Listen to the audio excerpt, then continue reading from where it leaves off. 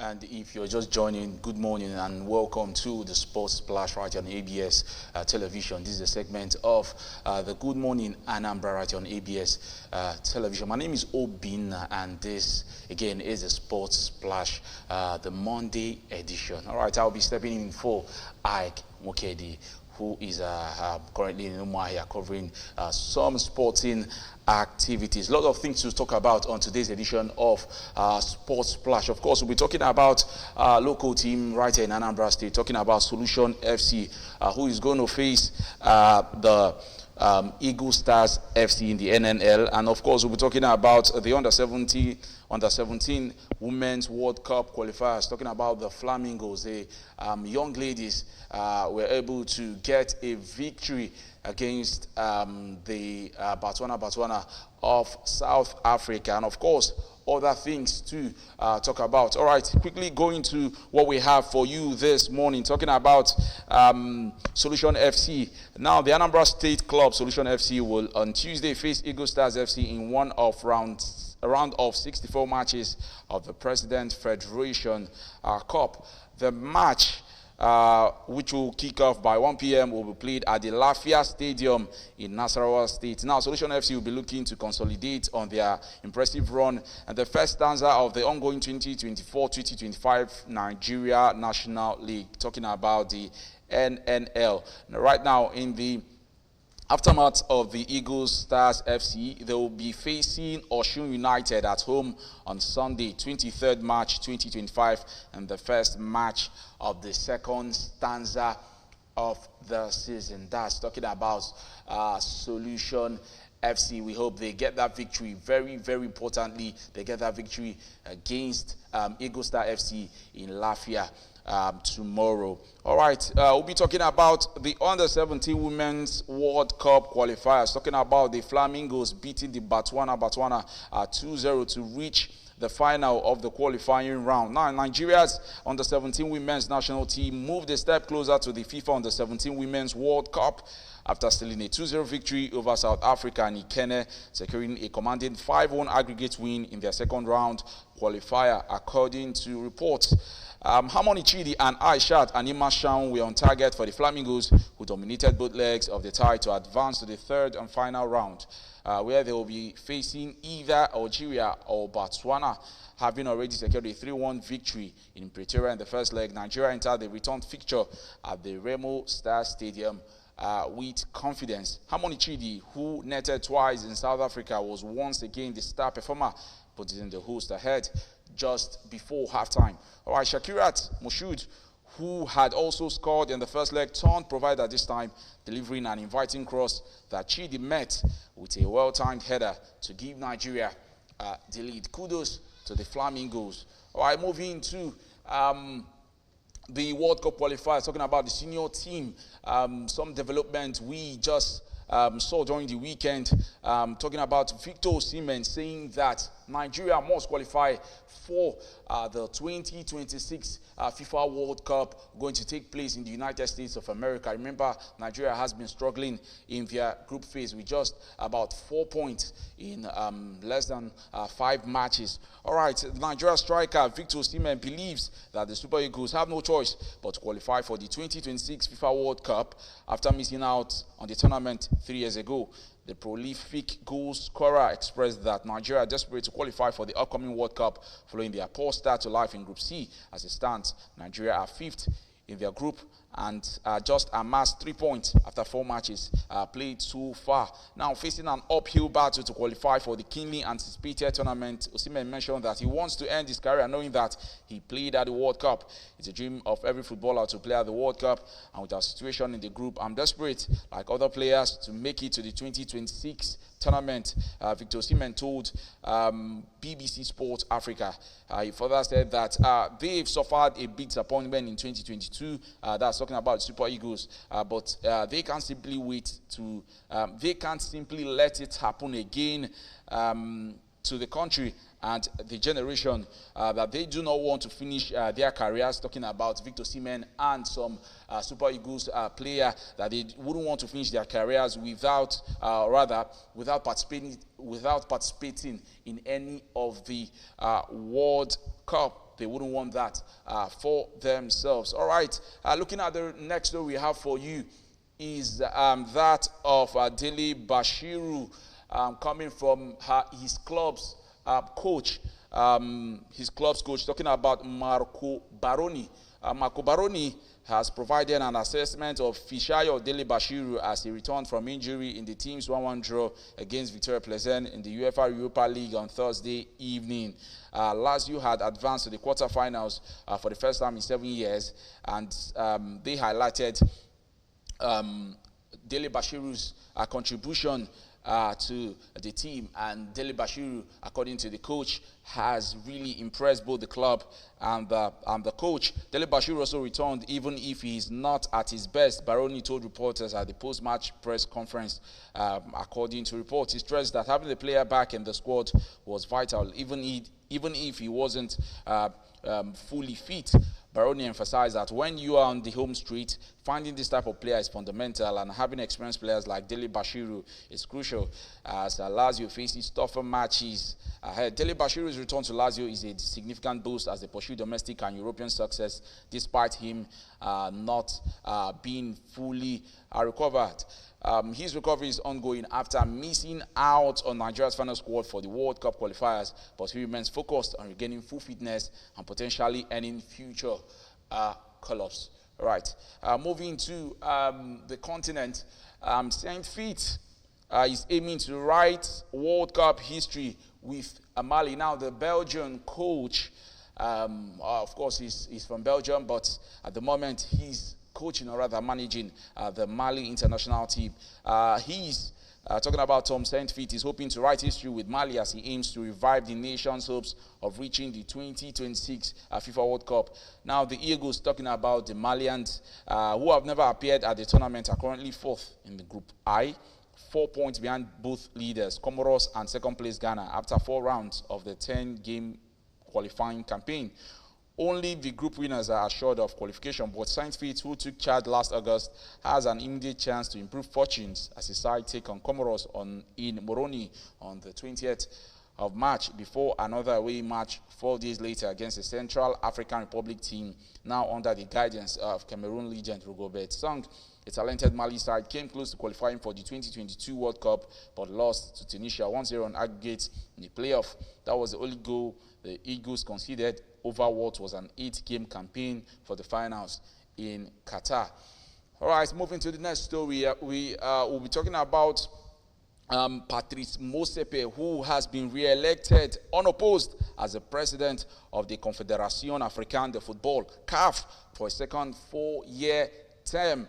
This was announced at the 14th CAF Extraordinary General Meeting in Cairo, Egypt on Wednesday, extending his leadership of the organization until 2029. The Mamelodi Sundowns owners' unopposed re-election reflects both confidence in his leadership and the desire to see him elevate African football to new heights. I was in Rwanda recently for a new stadium, and I was in Kenya, in Uganda, in Tanzania. Motsepe had told reporters new stadiums are being built because governments are beginning to recognize that football is an important part of the development and growth of the country. Many of the heads of state I met say to me, whatever money we have got to pay back our loans. He revealed, we love football, but we have to ask ourselves, should we take the money to build a stadium, or build a hospital, or build a clinic, or spend more money on education? There's love for football, but the support of the government is not as strong as it can be, and it is not because the government don't love football.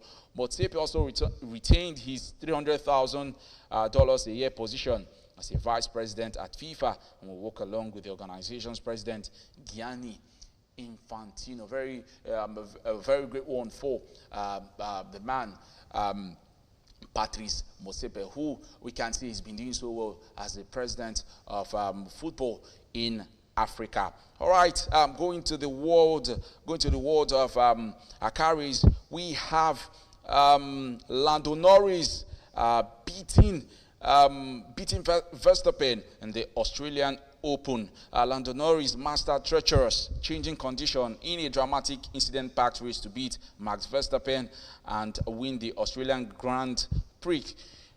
Norris and his McLaren team made the right calls in a race punctuated by crashes, 3 safety cars, and an aborted start as Britain put together a statement drive at the start of a season in intends to end a he intends to end as world champion. Norris was forced to fend off a late threat from Verstappen, brought back into contention by a late safety car, but held on to take his fifth career victory. Lewis Hamilton made his debut for Ferrari, finished 10th on a difficult day for the team, with George Russell third for Mercedes in Melbourne. A seven-time champion Hamilton was leading on lap 46, but only because Ferrari had made the wrong decision to stay out on dry weather slick tires as a heavy shower hit the track. All right, moving to London, where the London Marathon field is set to break world record. Now, the 2025 London Marathon is set to make history as the world's largest field in the discipline. All right, more than 56,000 runners are expected to complete the 26.2 miles on Sunday, 27 April 2025. That will exceed the current record of 55,646 finishers set by the New York Marathon in November. Since the first London Marathon in 1981, more than 1.3 billion runners have completed the event. More than 840,000 people applied for the ballot to enter this year's race, breaking the world record of 578,304 for the 2024 edition of UK applying. 49% were female, while there was a 105% increase in applications from people between the age 20 to 29. Distance running great Eliud Kipchoge is said to be returning to the London Marathon this year for the first time since 2020. Women's world record holder Ruth Shep-Getich, Olympic champions Stephen Hassan, and silver medalist Stiggs Assefa, the three fastest women in history, have been confirmed to be in the women's race, in which Eilish McColgan will make her debut. Emil Keres will lead British interest in the men's race, where he could have Mo Farah's British record in his sights, and will be joined by Olympic and world triathlon champion Alex Yee. All right, we'll be bringing you to the world of lawn tennis, where Andreeva will be facing Sabalenka in the Indian Wells final. All right, rising star Mira Andreeva became the first 17-year-old player to reach the women's finals at Indian Wells since 2001 after overcoming defending champion Iga Swiatek in the last four. She beat the world number one, or rather, she beat the world number two for the second time in as many tournaments after knocking her out at the quarterfinal stage in Dubai on Friday, on her way to becoming the youngest winner of a WTA 1000 tournament. Andreeva extended her winning streak to 11 matches as she bounced back from losing a one-sided second set to beat the experienced Pole 7-6, 7-1, 1-6, 6-3. She will face top seed Aryna Sabalenka in the final after Belarusian avenged her defeat by American Martin Keys at the Australian Open in brutal fashion to win 6-0, 6-1. Andreeva is the youngest woman to reach the Indian Wells final since Kim Clijsters, and who lost to Serena Williams in 2001. She will face another big test in world number one, Sabalenka, who took just 51 minutes to dismiss fifth seed Keys. This was a repeat of the Australian Open final, which Keys won 6-3, 2-6, 7-5 to end Sabalenka's hopes of a third consecutive title in Melbourne. All right, we'll be bringing you into the world of football. Right then, England. Palmer is being said to likely miss the England games, as he's been reported to be injured. According to Chelsea manager Enzo Maresca, he says Cole Palmer is likely to miss England's World Cup qualifying games against Albania and Latvia with a muscle injury. Palmer has been said to have picked up an injury in training as he was ruled out of Sunday's 1-0 defeat at Arsenal. That was the first time the Blues had played without him since April last year, when they were beaten 5-0 by the Gunners. Maresca thinks it is unlikely Palmer will join up with Thomas Tuchel's England squad, as well as Parker. Chelsea were also without striker Nicholas Jackson and winger Noni Madueke on Sunday, as Maresca ruled the absent trio. Palmer has had a hand in 20 of Chelsea's 53 league goals this season, 14 goals, 6 assists, but he has not scored for the past 7 Premier League games, and Maesca thinks a rest may help him rediscover his best form. England play Albania on Friday in their first match under new coach Tuchel as they start their qualification campaign for the World Cup in 2026 before playing Latvia at Wembley. All right, quickly, I'll be looking at some of the results from the weekend. First of all, we'll be talking about the Carabao Cup, where Liverpool lost unexpectedly to Newcastle. Newcastle winning their first trophy in more than 60 years. A very good victory, a very bamboozling victory for Newcastle over the weekend. All right, and many other matches played during the weekend.